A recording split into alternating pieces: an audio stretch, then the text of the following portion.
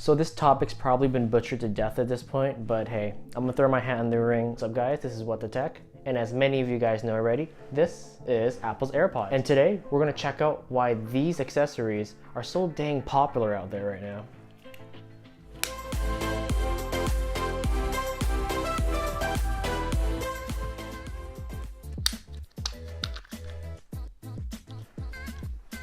They're the same size.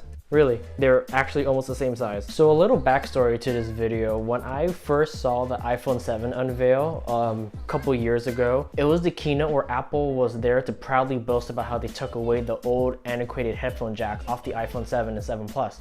And alongside of their courage, they also unveiled a whole new item you could buy alongside your now headphoneless iPhone. Enter these bad boys. The Apple AirPods. Now initially, I actually thought they were pretty cool at first. Any Bluetooth earphone that looks similar to Apple's classic design while being wireless, albeit with a slightly thicker stem, is a pretty good idea to me. But then when I saw the price point at nearly $160, I thought, whoa, no way, that's not gonna work out. Boy, was I wrong. So I went to vacation recently to Vegas, and going there and coming back, I noticed while waiting for my flight that there were a bunch of people walking around with AirPods on them. And trust me, I had a lot of free time thanks to my flight delays.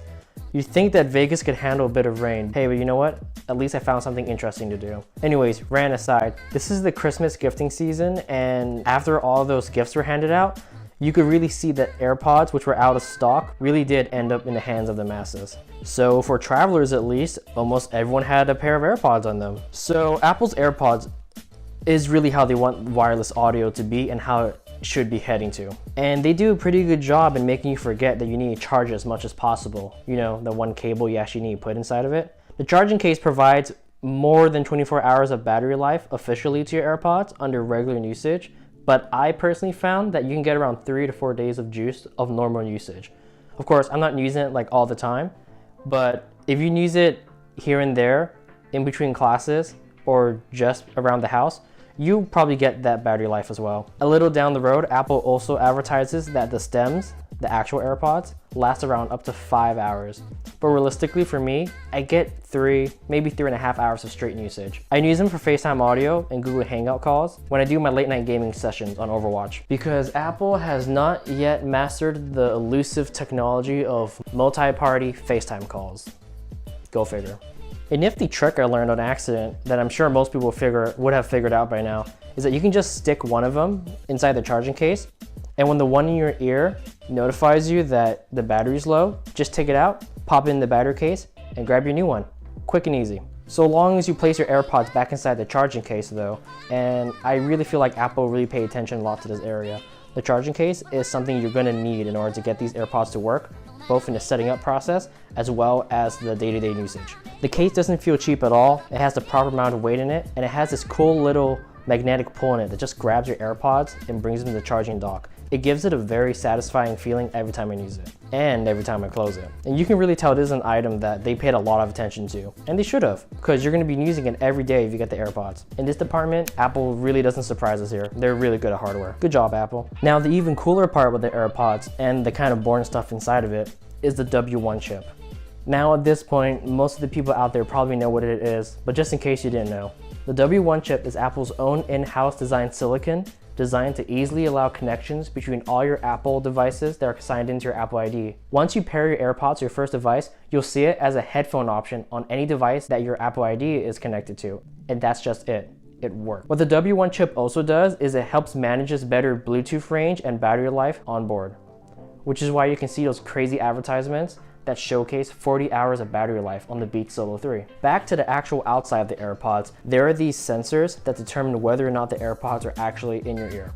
And they allow for auto music playing or audio pausing when they're placed or removed in your ear. And you want to shush them away, and then once they're gone, just place it back in your ear and your music resumes. The sensors on the backside facing away from your ears allows a double tap on either one of your AirPods to do specific tasks that are customizable within the AirPods menu in your iOS Bluetooth settings. I personally have mine on Next Track and Siri, because if I wanted to pause, I just take one out, and I find it more useful to use Siri to make calls and skip track functionality for working out. I think it's worth mentioning that I'm still blown away by just how clear the AirPods sound, not for you, but also for the other person when you're making a call.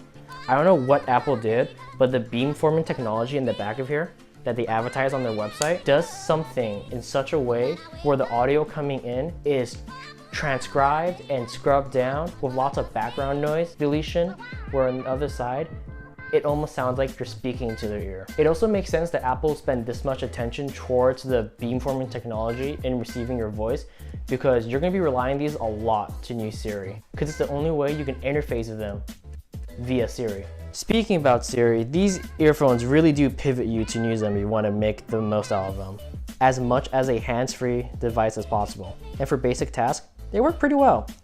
But now that I've been forced to use Siri more and more often now that I'm using the AirPods, I've noticed that the need for internet-less Siri is even more unignorable. Just some basic commands like Google now has, such as playing music, turning on airplane mode, moving up and down the volume, opening an app, or just making a call, really does feel like it's needed here. Because without those, and especially if you're in a poor connectivity area, it really does feel like the AirPods are being held back here. But that's just me. And now let's talk about sound quality. I was thinking of putting sound quality near the top of the list, but I realized that of all the things jam-packed into this device, sound quality isn't that important anymore actually when put in the grander scheme of things. These sound just as good as the regular Apple AirPods that get shipped with your iPhone. They maybe sound a little better, some slightly tighter bass, but other than that, it's pretty much the same. Fit-wise, like every other YouTuber has told you, if the AirPods fit for your ear, AirPods will work. You're not gonna get this if you're an audiophile and you're hunting for quality, but you will get this if you really want the quick and easy convenience that comes with these. Would I recommend the AirPods? Yeah, totally. I think they're great for anyone who is already inside the Apple ecosystem, and if you're kind of on the fence whether you want it or not, if you own 2 Apple devices, I say go for it. It's a great add-on. It's like the cherry on top of your Apple ecosystem, and if you just have an iPhone, I'd say probably wait it out. Either get some cheaper Bluetooth headphones or just wait until you get another Apple device. Because for $160 as an accessory to just one phone, I don't think it's worth it. And it's probably not worth your money or time. But for me, it works amazingly well. I have an iPhone, an iPad, a Mac, and an Apple TV. And it's just really great being able to ignore and forget the passive Bluetooth connection, which honestly wasn't that bad. But in comparison to how the AirPods does it now, it's terrible. Would I give the AirPods as a gift? Yeah, absolutely. Especially to a friend that's already embedded into the Apple ecosystem, you should definitely give it to them as a gift. They'll love you. I don't think I can push just how thin and small the AirPods are without this example. Chinese red envelope.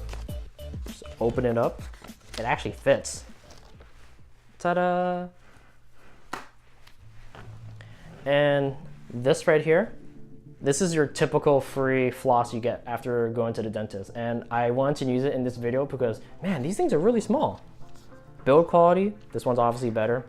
Charge time, this one wins, never have to charge it. It's a little more outdated though, manual. Smell quality though, this is where it wins for sure. This just smells so much better. Yeah, it smells like earwax. Whoever wears this needs to clean his ears more often. Thanks for watching What the Tech. If you liked what you saw, go ahead and give this video a like. And if you want to see more, go ahead and sub, because I'm going to try to upload a video at least once a week, and on good weeks, probably twice a week. Go ahead and share your experience with the AirPods in the comments, whether you like them, whether you don't like them. And if you're on the fence, go ahead and ask for some suggestions. And I really do think the AirPods are a great accessory for anyone that's already in the Apple ecosystem. See you in the next video. Peace.